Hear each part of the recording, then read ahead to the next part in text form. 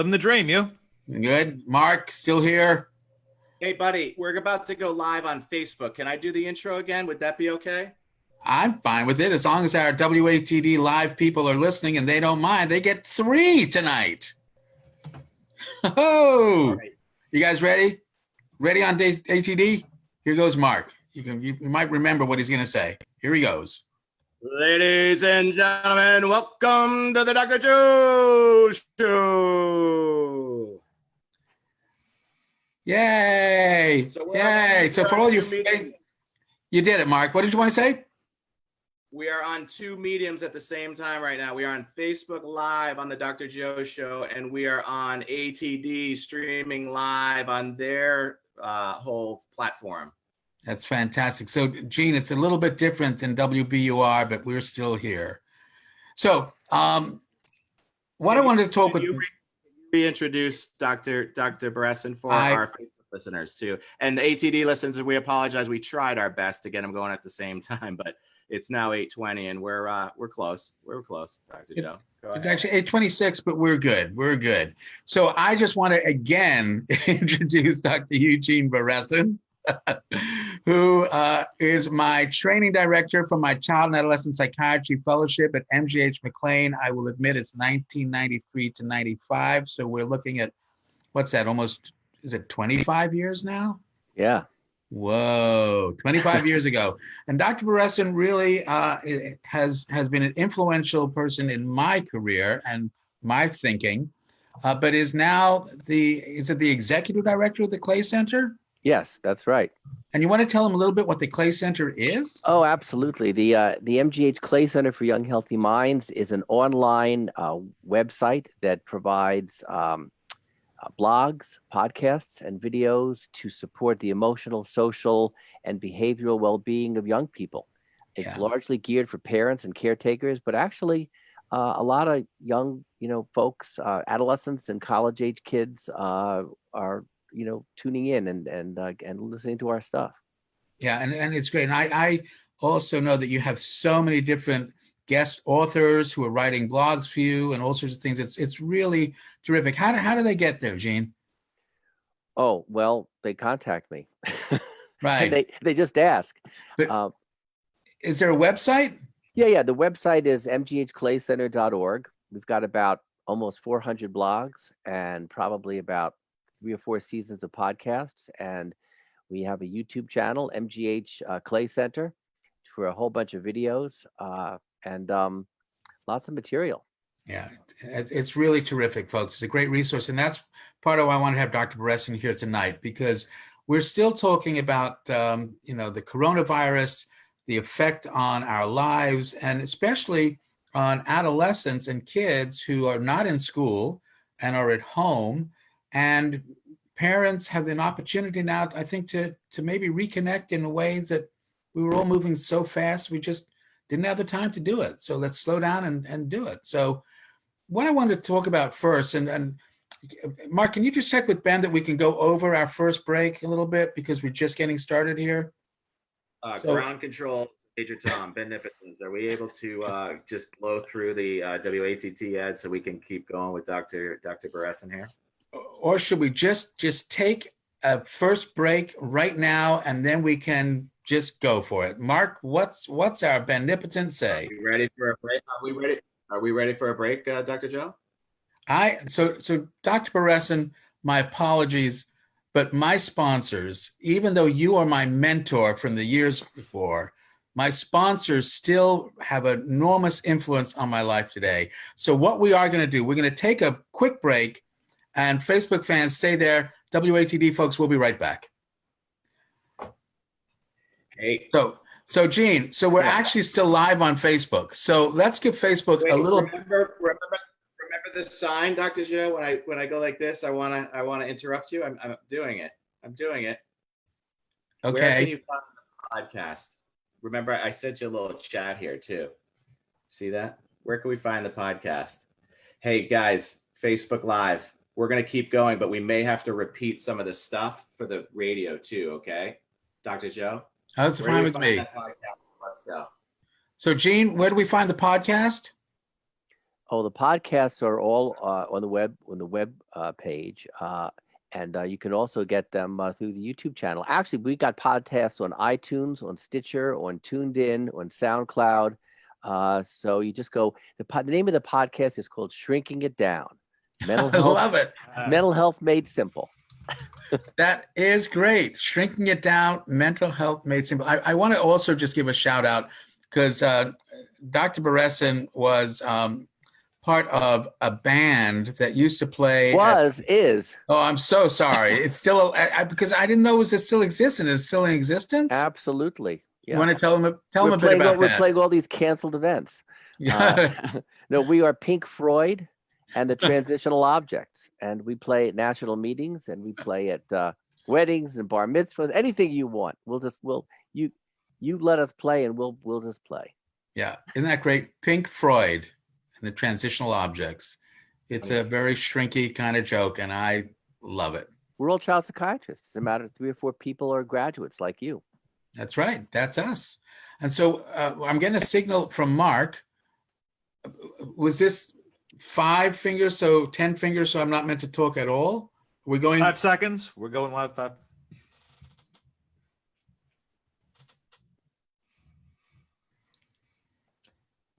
And we are back with the Dr. Joe Show on WATD and streaming live on all platforms that WATD does. But we're also here with Facebook Live, and we didn't take a break. So Facebook Live, we're going to pick up WATD. Here we go, Dr. Joe Show Live. So very nice, Mark. So Dr. Beresin, let's talk a little bit about what do you think may be going on with the kids who are out of school at home right now.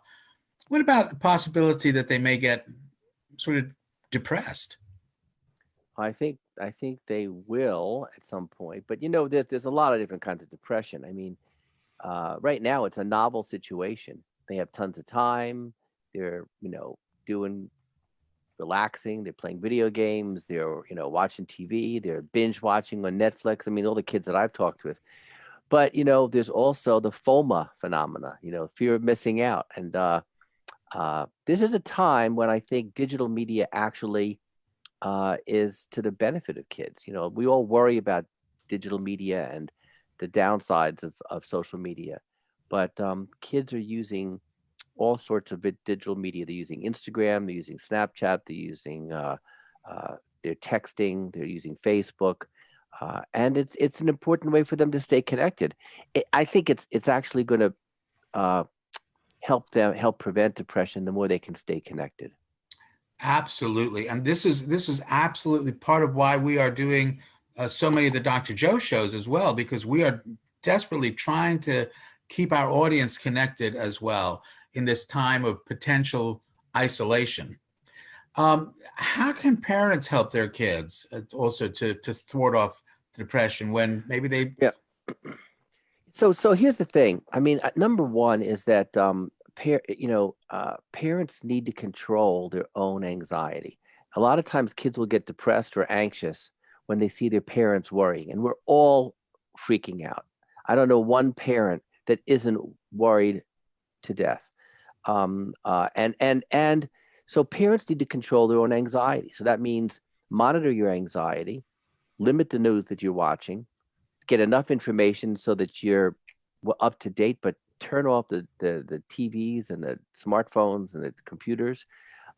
Do the things that help you relieve anxiety, exercise, get enough sleep, meditate, do yoga, listen to music, because your ability to help your kids is going to be best if you are calm and in control, and your kids will pick up on it. And if they do, you got to be honest and say, yeah, I'm worried. And what are you worried about? So that's number one. Then the second thing they need to do is don't assume that you know what your kids know. I would ask them, what have you learned about Corona? What are you worried about? Where have you learned about it? Do you have any questions for me? Have conversations. And this is for kids at different developmental levels. So for preschoolers, you're not going to ask them these questions. You're basically going to kind of play games with them and turn off all the media. But for school-age kids and teenagers and young adults, I think having conversations and asking what they know, what they're worried about, and what they're feeling is a really good place to start, because then you can address their concerns and fend off emotional disturbances. Hmm. So really meet your child where they are. Yes. And Yeah. see what they need. And They see may what need they may need reassurance, they may need comforting, they may need to be left alone. You know, it really is important for you to check in with them and attend to their needs. And all kids, as parents know, you're the expert on your kids. You know, a shy kid, an aggressive kid. This is where the biology of your IM thing comes in, Joe. Mhm. You know, That's you got, right. because there are going to be kids who are going to be impulsive, and their kids are going to be angry and aggressive, and their kids are going to be withdrawn and shut down. And parents are going to have to improvise, improvise and address the kids in a way that they can hear the parent and be seen and be known. Yeah, it's so true. And it is, as Gina's saying, every one of those is an IM. Every one of them is that current maximum potential, but you have to understand the influences of the home domain, the social domain, the biological, and the I see, how I see myself, how I think other people see me. And I think this is really, really great advice and part of what we can do for our kids. It's much more interesting to wonder where your kid is at than just to worry. And I could not agree more with Eugene. I say to my patients all the time, don't let anybody tell you, parents, that you are not the expert in your kid. Right. You're the expert. People like Dr. Beresin and I, we're just the professionals. But the most important person is the kid. So let's really tune in and listen.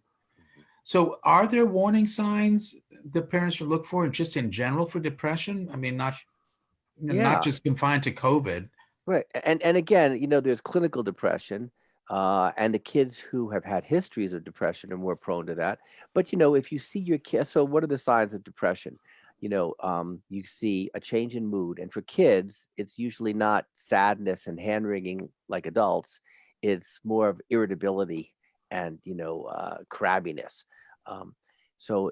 Their sleep may be impaired, their appetite, they may be eating more or less. Their concentration may be diminished. They may be more withdrawn or more aggressive. I mean, it can go either way with your kids. Um, uh, they may, you'll see in general a behavioral change that's different from prior to this onset. And if you notice a behavioral change, it may mean that they're depressed.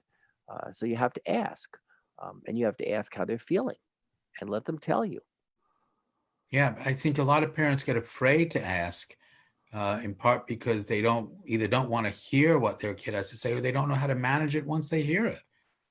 Right. So, I mean, it never hurts to ask. I mean, even if it, even questions about suicide. I mean, the myth is that if you ask a question, have you thought about just kind of like ending it all? And look, for some kids who, for example, a senior in high school that is losing out on the prom, playing varsity sports, and their games are canceled, um, and they're going to go to college or they're going to go to work, and this is their last hurrah. It could be like the end of the world, because teenagers, the brain doesn't mature until 26. So for the 17, 18-year-old, they're still in an early form of their brain formation, and they're acting largely on impulse. And for them, it may feel like the end of the world. So to say to them, to ask them, are you feeling so bad that you're not going to be playing in lacrosse championships or in the baseball? You're not going to pitch, you're for the final game and of the series. Are you feeling so bad that you've thought of hurting yourself? The myth is that you don't ask that question because you're going to put a seed in their mind and then they will do it. It's actually, if a kid is feeling helpless, hopeless, and like throwing in the towel, even though they may not do anything, asking about it is a relief because they want to talk about it. and that really is one of the keys that parents need to know is their kid does want to talk about it. Even that kid who may be sequestering themselves, isolating in their room, you knock on the door. Yeah, absolutely. And be available. I mean, you want them to know that you're available for any kind of questions, and that you're going to respond to them in a non-judgmental way, and you're not going to necessarily tell them what to do. I mean, as I tell my parents and kids when I see them as families, I said, this is not a democracy. Because the parents have to make the decisions, and the kids rely on their parents for decisions. But at the same time, they rely on their parents to check in with them and to ask them how they're doing and to just listen. It's kind of like one of my favorite supervisors, who passed a while ago. She said to me many times, don't just do something, sit there. Mm. And parents need to be able to kind of just sit and listen and let their kids talk. I'm listening right now. I'm listening. And Well, my it's that phone is going on. it's also that theory of mind part of your IM approach, Dr. Joe, where you think you know what they're thinking, right? You think you know what they're thinking, and how could you possibly know what they're thinking? Right. There is only one way to know. You ask them. Right. You ask them. Right. So depression is one of the things we're speaking about. What about anxiety?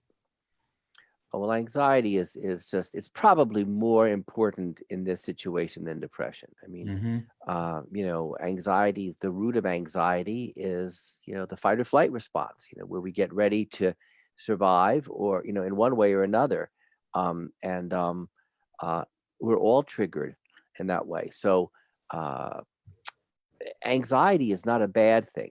Anxiety puts us in a state of preparedness. And actually, a little bit of anxiety keys us up and helps us get ready to perform well. I mean, Right. the actor, the singer, the sports person, they will perform worse if they're not a little keyed up and anxious. It's when you reach too much of anxiety and it peaks that your performance goes down. So a little bit of anxiety, it's okay. But we want to be sure that our kids aren't so anxious that they become paralyzed with fear, and that causes them to either shut down or to, lose sleep, to feel threatened, and to not function, in their academics because they're doing stuff online, or not function with their friends, to kind of to freeze up. Yeah. And again, this is what Gene was talking about earlier. If the parents are anxious, their kids are going to recognize that. And this gets into, again, the IC domain, wondering how other people are, but also mirror neurons that we've spoken about on the Dr. Cho show before. You mirror other people's emotions. So with all of this potential for anxiety, I think, as you say, there's nothing wrong with anxiety. It's what you do with it. Exactly. And so one of the things kids and all of us need for anxiety is support. So social support. So, talking with family members on FaceTime. My daughter called me tonight with my granddaughter. They were anxious, and so was I. But when we connected, it relieved that anxiety. So getting support from friends, from family, from spiritual leaders, mentors, friends is really important in terms of containing it, and also providing reassurance. I mean, we can't, just like Yogi Berra said, predictions are very hard, especially about the future. Right. So we can't predict what's going to happen. There's a lot of uncertainty. But what we can reassure our kids is that, look, this is an illness that's going around. Young people are more likely to have milder cases than older people. Then, of course, they're going to be worried about you because you're an older person. You're an older person. That's right. But but then you could say to them, "What are you worried about?" But they need some reassurance that that there are plenty of folks around who are doing as much as we can to keep us all safe and protected. And that's why we're at home, because it's a way of keeping us and the rest of our communities safe. The other thing that helps alleviate anxiety is empowerment. If you feel paralyzed, like you can't do anything, you're going to get more anxious and potentially depressed. If you actually can do something, wipe the tables, wash your hands with each other, sing happy birthday twice for 20 seconds with your younger siblings, help your parents cook the meals, send out, you know, emojis and funny YouTubes. I sent out 3 funny YouTubes today to friends to get them to smile, and one was a poodle that was giving advice about his 2-legged friends from the 4-legged friends. But those kinds of things that help us feel positive and smile help alleviate anxiety. There's no substitute for laughter. And sending things out like that. I mean, those kinds of things lift the weight, the burden of anxiety and depression from everybody. Yeah, go ahead, Mark. And it helped. And as we talked about on some of the earlier episodes this week, it helps the person who is feeling anxious to help other people not feel so anxious. Ben, are we ready to go to a break on the radio side of things? Oh my gosh. Are we ready to go to Mark? Is Mark taking over? Mark, I got it in the ears, buddy. I'm in the ears. Mark has taken over because I think that he must be getting a little bit of extra cash from our sponsors. So let's do it. We'll take a break. We'll be right back. I need it. Oh my God, you're funny. Are you on break now, Ben? All right, we're good. We're on break. Okay, so while we're talking, I got one question. Mark, get a question, and I'm just gonna do something right here. One sec. It's to you though, Dr. Joe. Can you guys see the chat on the Zoom when I put a note up so I don't have to interrupt? I could just write a note. I see it. I see it. In the bottom of your screen, it links chat. If you open that up when I say that, you can see rather than me jump on. Yep, I got it. You see it, Dr. Joe? In the bottom of your screen, there's a button chat on the Zoom. Yeah. It's flashing. So I'm going to send messages that way rather than interrupting if I can. Okay. We're learning every day, Facebook. We are learning every day. In 2 minutes.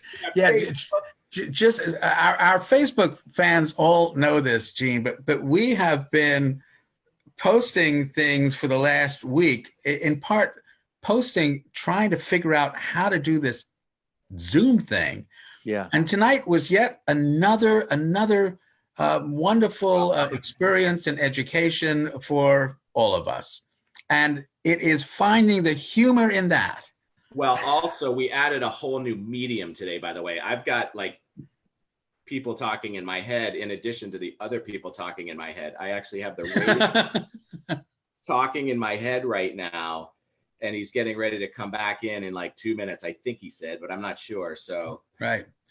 Welcome to stage management. Welcome to stage. Whenever I hear the word medium, I always think about the story about the midget convict who escaped from jail. Do they say midget? And he was a psychic. You know that? So he was the midget psychic convict who escaped from jail. Remember that? He was a small, medium, at large. Sorry. This is takes so me luckily away. they didn't hear that on ETG. Yeah, they prefer the term little midget. Oh, sorry. Before we go back to air, Dr. B, what do you get when you get a boomer, a Gen Xer, and a millennial all in one room? A mess. You get the Dr. Joe show. So, which is similar. So we've got some people watching on Facebook. Facebook fans, bear with us. We're just waiting for ATD to come back from break, and we don't want those folks to miss out on all this value that we're getting right now about. And we are back with the Dr. Joe show live with Dr. Eugene Beresin and Dr. Joe. Dr. Joe's mentor, Eugene Beresin, is telling us what to be doing with our teenagers while they're captive, right? How about get to know them really well and don't guess what they're thinking and talk to them. So we're going to bring it back live on ATD and Facebook right now. So we're here. We're back. So about the anxiety, one of the first things that I learned from you guys at MGH McLean was never worry alone. Right. And it is something that I want everybody to know about right now while you are at home. Never worry alone. And in part, that's what is amazing about social media. So the social media has both enhanced and increased our knowledge of corona. Maybe it's sensationalized it in some ways, but for those folks who were listening on ATD, you got a chance to hear a song of mine from one of my musicals, which I wrote years ago about Semmelweis, the guy who discovered that you needed to wash your hands. And no one believed him. And so the opening of Act 2 was that song that you may have heard, sung by Ray O'Hare, who was singing it way back when we were performing up here in Boston. And it was called Semmelwash, because people didn't believe him. And I want people to know that science is real, and this is real. And one way that you can save somebody else's life is by washing your hands. This is part of what we're doing together. But Gene, you and I were talking offline a bit about the herd thing. And do you want to just say a little bit about your take on this? Well, I mean, look, let's face it.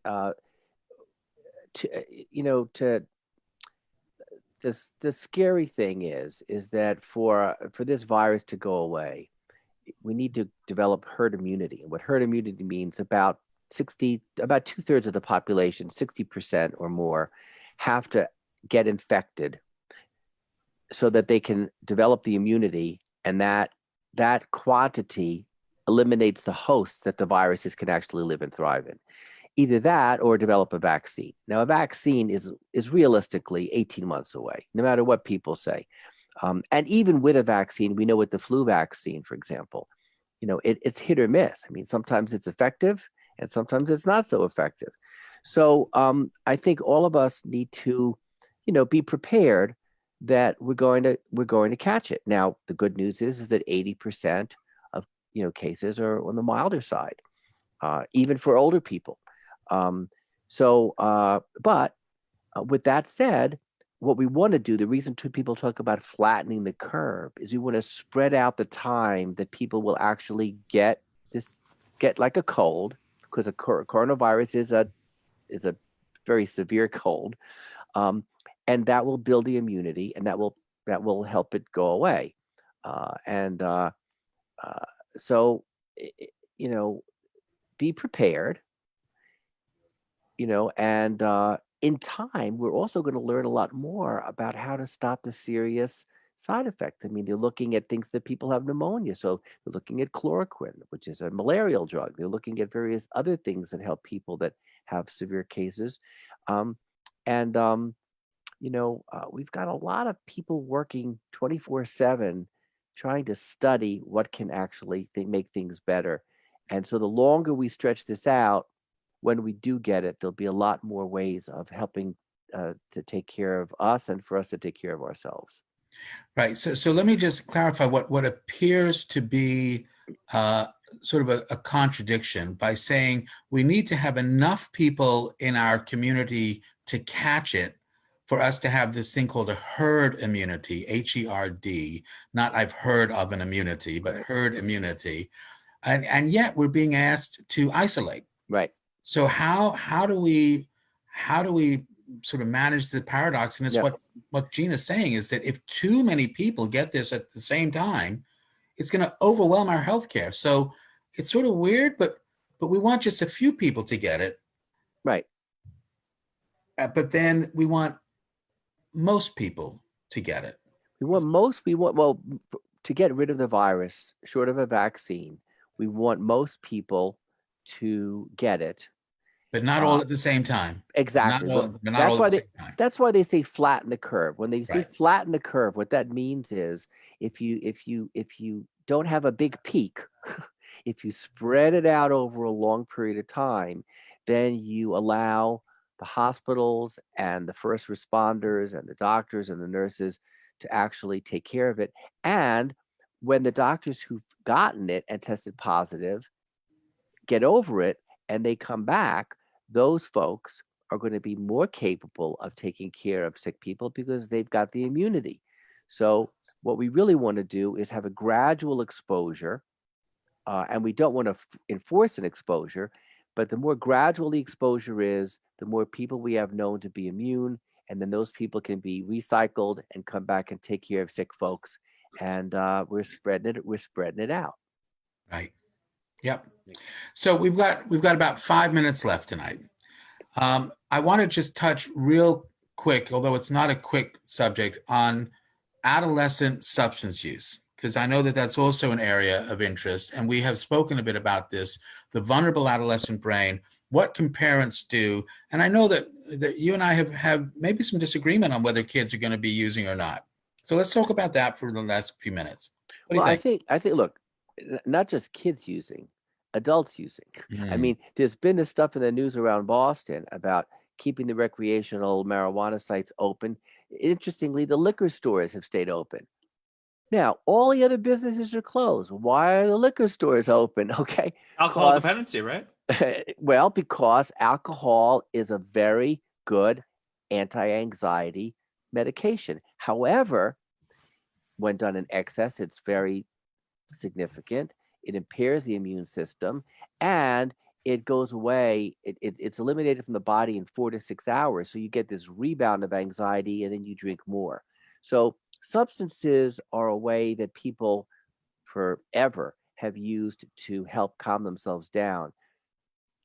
But that being said, it's not as effective as other things. So meditation, exercise, yoga, as opposed to substances, are much more helpful because they don't create the kind of problems that alcohol or THC or other medications do. Yeah, and my concern is that we're going to have all these kids who are bored or potentially depressed or anxious or angry that they're not able to go to the prom, they're not able to play the sports, all the things we spoke about. And even though they may never have used before, they may find something in the cabinet and That's say, right. well, you've got nothing else to do. I might as well do this. What do you think, Gene? How do we help parents manage that one? Well, I think parents need to be aware that first of all, I think parents should keep medications out of the bathroom cabinet. I mean, medications should be kept in secure places and out of the reach of anybody, especially kids and adolescents who might want to just try something. I think, but also talking with your kids. I mean, again, if you don't say anything, if you don't say to them, look, you may be tempted to take something or smoke something or vape something or use something to help you ease up. Let's talk about that. Let's talk about what it does. Let's talk about what the consequences are. Let's talk about what you might be considering. Because open conversations and not just kids, censorship and prohibition have never worked. And they don't work with kids. If you prohibit something, they're going to test it out. So just have conversations and acknowledge the fact that to alleviate stress, they may be tempted, and then eliminate the temptation. Agreed. And I want people to recognize that Dr. Beresin said, speak with your kids, not to them. Right. Speak with them. Gene, we've got about a minute and a half left. We ask all our guests this. The IM has 2 rules. The first is small changes can have big effects. What small change can you suggest to parents that can have a big effect right now on their kids? I would say do a few small things that can help you put the oxygen mask on yourself first. Great. Just a few things to take care of. You can't take care of the person next to you, your kids, unless you take care of yourself. Do a few small things for yourself every day, that whether it's taking a walk or whatever, to take care of yourself. That's great. Second rule, you control no one, you influence everyone. What kind of influence are you hoping to be, Dr. Beresin? I would say parents need to remember that the kids are watching, and their role models and their behavior, talking to a friend, getting support, talking to a relative, talking to their parents, saying, what would you advise me to do, is a modeling for the kids about conversations and narratives that help us learn from and take advice from each other. Wonderful. Good night, ATD. Say good night. But Facebook Live, we're going to stay going for a little extra bonus. Those on ATD who are hearing this, come on Facebook Live with the Dr. Joe Show. Everybody else, thanks so much. We'll be here next week on ATD. Stay tuned. Can we do it, Ben? We got it. All right, we're off ATD and we're Facebook only. By the way, guys, massive amount of anxiety from me putting together two episodes of, but you did it. You did it. See the chat for the last one when we tried to count it down from time left? Dr. Joe, I'm going to ask one favor as we keep going, because hopefully Dr. B will stay here with our Facebook Live, because there's a lot of really good stuff going on. Yep. Yeah. But I put the chat room up right in the middle, so it's just there in between the four of us right now. So that way we can, okay, cool. Go ahead. Let's go back with Dr. Joe live on Facebook. It's great. So yeah, so here's some bonus stuff for folks. So Jim, what do you think about this whole thing? I mean, we've been talking on the Dr. Joe show about anxiety. We talk about the 4 R's: recognize, rate, remember, reflect, basic cognitive behavioral therapy. Recognize you're anxious, rate it between 1 and 10, remember it gets less, and then reflect. What was I thinking that made me anxious to begin with? And then come up with an opposite thought. Absolute look at the fight-flight response, and how limbic we can get, and putting your hand on your forehead, and remember to keep it frontal, don't go limbic. So all these things that we've spoken about. Are we still on? We still are. I'd love to hear a little bit about the herd theory again, to recap for the live people that are just joining now too. How about that? Let's talk about that. The herd idea. Let's talk about that. Okay. Gene? So what we know about eliminating viruses require they're parasites, and they require a host. That means some body, some human being to live in. And as long as they have people who are not immune, they're going to continue to propagate and go from one person to another. When you have enough people in our herd, HERD, because we're pack animals, human beings, when you have enough people who have been exposed and are immune, then the virus has less of a population to invade, to infect, and it dies out. And that's what eliminates the virus. And it usually takes about 60% or 2/3 of the population to have it become immune for the virus to not have enough people left to actually thrive. So what will likely happen, short of a vaccine, because a vaccine is kind of giving you immunity artificially, the time it takes for us to have 60% of the population exposed is about what it's going to take to eliminate this virus. Now, the reason we're in isolation is because we want to spread that curve out. Because if we can only have a small number of people at a time getting it and becoming immune, it does a number of things. One is it doesn't overload the healthcare system, which is going to be completely swamped. Number two, the people who get it early and are tested. That's why testing is so important. If you know that you've had it and then you're realistically or hopefully immune, then you can be recycled back and you can take care of people who are sick and not get infected. So it's a matter of working with our population. We've never done this before. This is brand new. We are doing a controlled experiment, hopefully controlled, in which we're actually trying to figure out how we gradually let a number of people become exposed, infected, and then recycle them to become the new first responders, while those who are ill, take a break. That's going to take a number of months. It's not going to be a quick fix. And we don't want it to be a quick job, because that will peak and it'll overwhelm the system. Right. I mean, I want people to think about, what does 60% of 300 plus million people mean?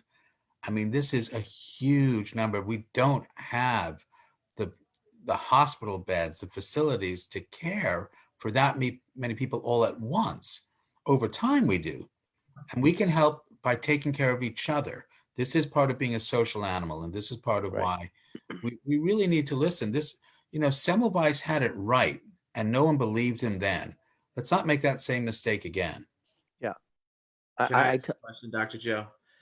Just for clarity, Dr. Beresin, you said the testing is very important, and, yes. I understand that. But my understanding was that when you're tested, you're being tested whether you have it at that moment in time. Right. Did you say that you can actually tested and find out that you had it in the past and you're now in and out of it? I don't believe the testing is really only when you have it. So I think what we need to do is when people are symptomatic, when they have a cough, when they have a fever, when they have a sore throat, they should be tested.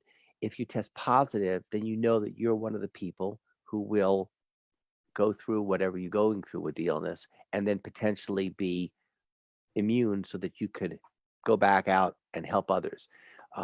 So testing people when it's over, I mean, that's going to require means that we just can't do. I mean, you're going to have to look at their plasma and their antibody levels, and that's too much to impose on the population.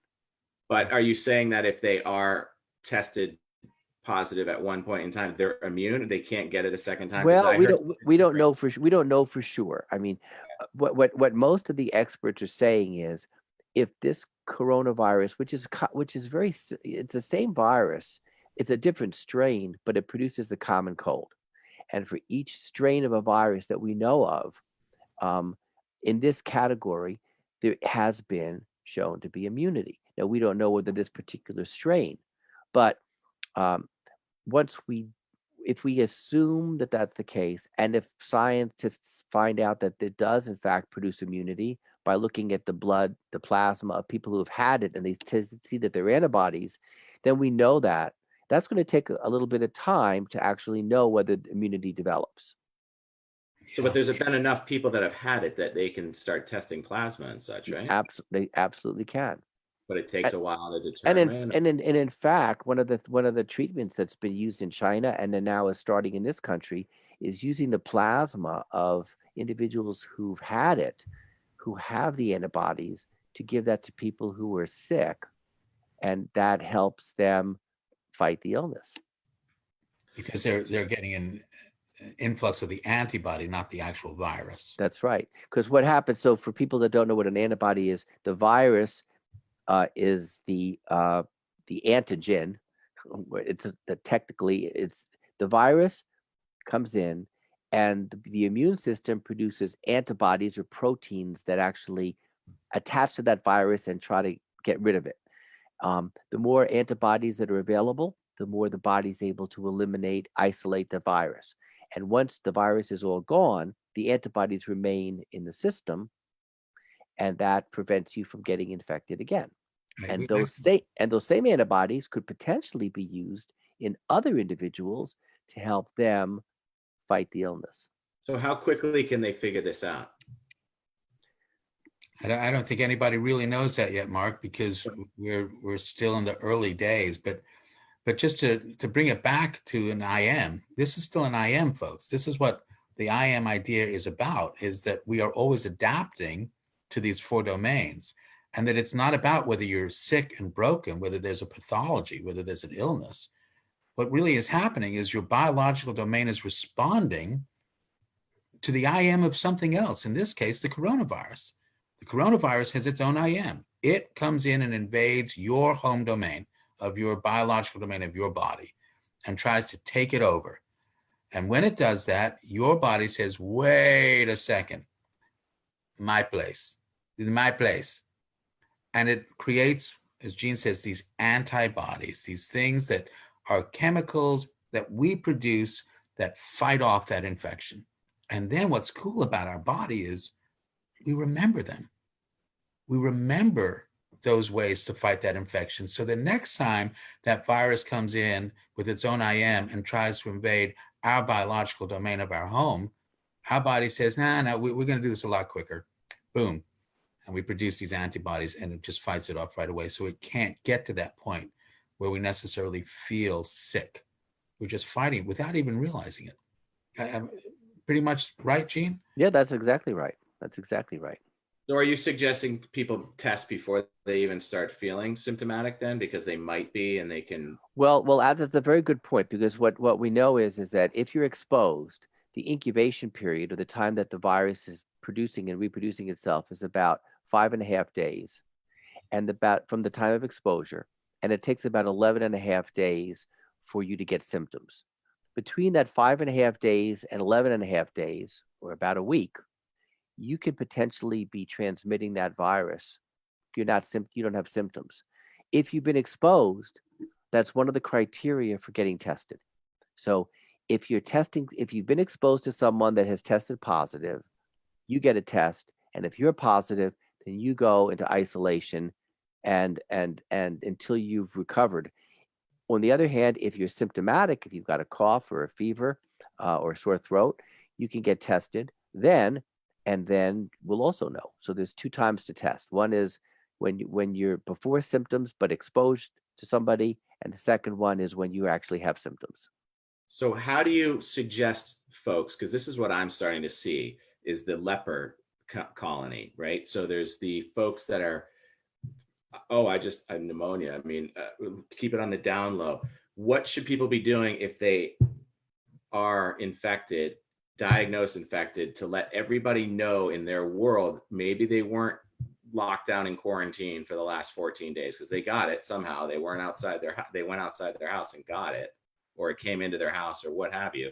What are you suggesting people do to tell their community, hey, I was at that party where that lady turned 40 in Connecticut, and I need to let all of you know, shelter down because we're about to spread it further. We're going to get it, but we're going to spread it further. So let's shut it down now. Without them saying, sorry, I'm patient 0. It was my fault. Don't be mad at me. It wasn't my fault. And please don't sue me. How do you do that? Well, you just tell them, look, first of all, this is not a matter of suing. It's a matter of just letting people know that I was exposed and that we were in contact with each other. So you're at risk. I mean, the fact is that when one person gets it, they're going to infect 2 to 3 other people. That's what happens. How did that go down when the AIDS epidemic came? Well, it was at first it was horrible because people were casting blame. They were blaming, and then when people learned more about HIV and about exposure, they started kind of like accepting the fact that people could say, look, I have HIV, which means we have to take precautions. So, I think you're raising a really good point, and that is blame. When there's an adverse situation, the first thing, well, not the first thing, but one thing that some people will do, I won't name names, is cast blame. Calling this the Chinese virus is really blaming the victims. I mean, the pangolins 3 million years ago had coronavirus. There's been studies to show that. Have we determined exactly where? Wait a second. But before we get on to where it comes from, let Gene finish, because this is a really important part, because it gets to the core of stigma. It doesn't matter where illnesses come from. They may come from birds. They may come from bats. They may come from pangolins. In ancient history. The fact of the matter is that we are surrounded and embedded in all kinds of bacteria, funguses, in our micro, and some of them are really helpful to us. If we didn't have these bugs in our gut, we would be in bad shape. Right. So for better or worse, we are living in a world of bacteria, viruses, and all kinds of things. Some are pathological and cause disease, and some are probiotics and cause health. So casting blame is like saying, I'm blaming, the jet stream for bringing the cold or bringing the warmth. It's not a matter of blame. It's a matter of understanding that these things happen. And when they do, we have to rally together to actually kind of meet the need and meet the danger. And I think that there's a difference between blame and responsibility. And what happens is the person who says, look, I've been exposed, rather than not saying it because they fear they'll be blamed and be somehow ostracized like a leper, what they do is take responsibility. Right. And say, I'm doing this because I don't want to hurt anybody else. That is heroic. There is nothing that should be stigmatized about that. No, but it's hard to be a hero, Dr. Joe. It's hard to be a hero, right? So people are going and laying low. Like I'm hearing rumblings that somebody may have been infected or somebody may have been tested positive, but it's like, keep it on the down low though. And it's like, what? Yeah. They're not listening to the science then, right? But That's right. This is, again, gets to the IC domain, and, you know, how do people see me? And this is part of what we're trying to do in the Dr. Joe show, but also using this coronavirus as a way to show that we have more in common than separates us. Yeah, and look, I mean, if somebody says I've been exposed, I may have this. What that should stimulate in somebody else is, how can I help you? Right. What can I do to bring you food and leave it outside so that you don't have to go out to the supermarket and expose somebody else? I will bring you food for 2 weeks and I will put it on your porch or I will put it on the sidewalk, or, you know, so instead of feeling I'm the leper, I'm the demon that's going to be kind of transmitting this thing, the response should be, you're the person who's ill and I need to help take care of you. Yes. Let's stimulate that compassion in us, because we have the ability. We're a social animal. Right. We can't be a social animal unless we take care of each other. And enough of this blame and ostracizing, and again, it's an opportunity. I want to remind people that these viruses, you know, it's strategic from a virus point of view to not present with symptoms for days. That's its strategy. I'm gonna be very quiet. That gives me an opportunity to go from one person to another before anybody has any idea. Well, we can't do the same thing as human beings. We don't want to adopt that strategy. We don't want to like be subversive and go around quietly infecting other people because we're afraid that people will shun us. So that's why this, you know, this idea that we're all isolating ourselves is a really interesting thing, because at least in our America, it's just not the culture. The culture isn't to stay alone and contained. We So like I to think, but I think your point, Joe, is really well taken. We have to reframe isolation as not getting sick. I mean, we can't, because being in isolation is not a way to kind of like protect yourself from getting sick forever, for as long as this thing lasts. What it is it's helping to contain the peak of this virus and spread it out. right. You know, and continually doing that. You know, another reframing is, we talk about social distancing. I hate that. Me too. It's physical distancing. No, you know what? We have our own phrase. Our phrase is polite nearness. Polite nearness. Right? Well, you know, it's kind of like the story of the two porcupines. That this Schopenhauer, this famous philosopher, told this story, and it was like this herd of porcupines is out in the winter in the cold, and two porcupines are walking together, and they know that if they can get close enough together, they can keep themselves warm enough to fend off the cold. But if they get too close, they prick each other. So then they move away, but then they get too cold, then they move closer to each other, so they find the optimal distance to stay close but not prick each other. That's what we're doing here. We're finding the optimal way to kind of like live together in isolation at times, getting back into society and being flexible so that we're all protected. And again, that's the opportunity that we have to spend some time with each other instead of rushing by. Because man, I can tell you, you know, I must admit, part of why I moved down here to the South Shore was because things were moving too fast. I remember my eldest daughter, Sophie, was 10 years old, and we were walking around. I was working real hard up in the Boston area, and I'm walking along, and I say to my daughter, Sophie, life's going too fast. I got to slow down. And my 10-year-old squeezed my hand and looked at me, and she said, "Me too, Dad." You know, just spending a little more time with each other. What's wrong with that? Today, my son Galen calls me outside, um, politely near, and he spent the last few days making a marble pinball machine. So he's banged all these things together. He says, come on, let's play. It was so much fun. We take two marbles, one's a red one, one's a blue one, we pick, he puts them in, they come traveling down, and we just see who wins. That joy of just being able to spend that time with my son, who had taken his time to make this silly toy. Folks, that's what we can offer each other right now.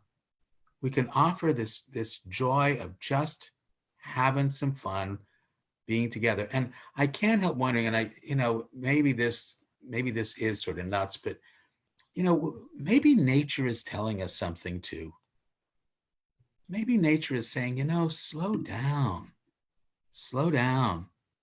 Let's really take care of our planet. Let's take care of each other. Well, I think Joe, what you're saying is that as horrible as this may seem to everybody, there's a lot we can learn from this. We can learn, one, how to do telepsychiatry and telemedicine and use the platform to kind of make access to care better. We're learning how to do this with Zoom. We can learn how to work together as a society and help each other and not be solo pilots or siloed. We can learn, how to look at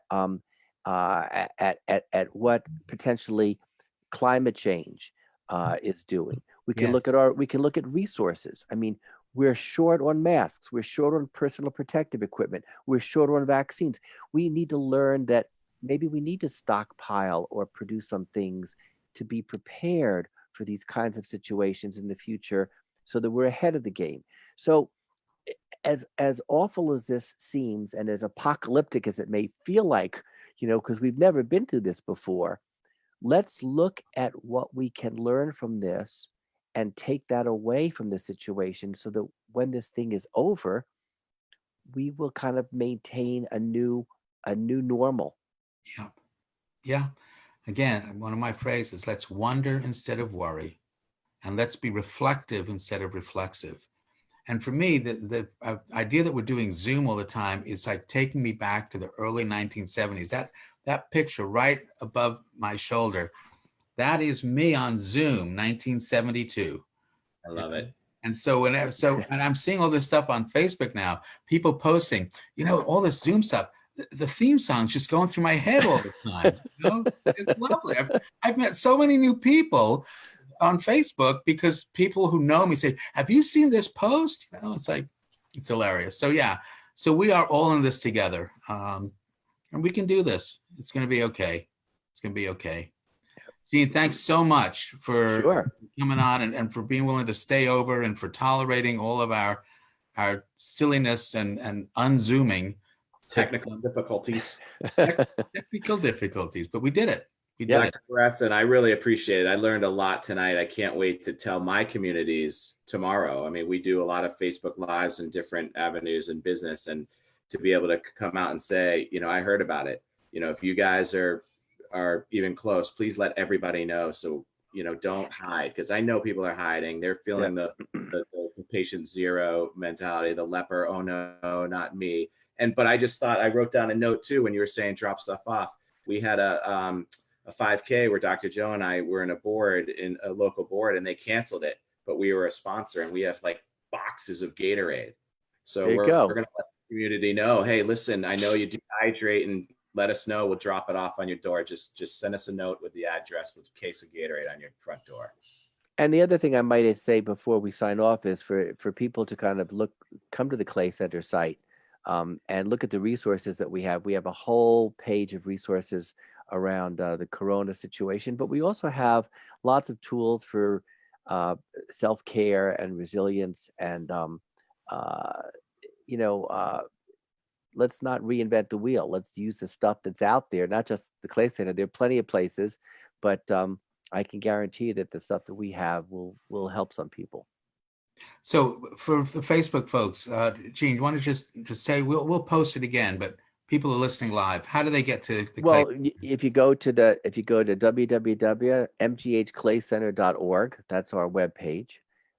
And you can get the podcasts, Shrinking It Down, Mental Health Made Simple, on iTunes, Stitcher, TuneIn, SoundCloud, and probably others, Spotify. And we have a YouTube channel. If you go to MGH Clay Center on YouTube, you can see a whole bunch of cool videos and other video podcasts. So there's a lot of material. You can use the search engine on the web page to kind of find out a topic that you're interested in, and it's all free. Great. No subscriptions. What's the platform for the podcast? Is it interview format? Is it solo podcast? What can the listeners expect when they can expect? Well, Steve Schlossman, who is an old friend and another child psychiatrist, and I basically co-host the podcasts. Sometimes it's just the two of us. And Ellen Broughton is our other co-director. She's a neuropsychologist. So either Dr. Schlossman, Steve Schlossman and me, or Ellen Broughton and me will be either talking with each other, and we have a number of them where we bring in expert guests and we talk about all kinds of things. So and the way you'll know the podcast is that it's clearly marked out on the website, whether there's a podcast or there's a video besides the blogs for people to look at or listen to. It's great. Dr. Beresin, thanks so much. Tom, you've been real quiet today, but I'm really glad that you're there. Thank you. Mark? All right, Facebook. We'll see you tomorrow. We're going at 8 o'clock to 8:30 tomorrow, right, Dr. Joe? We'll be there. All right. Bye now. Bye, everyone. See ya.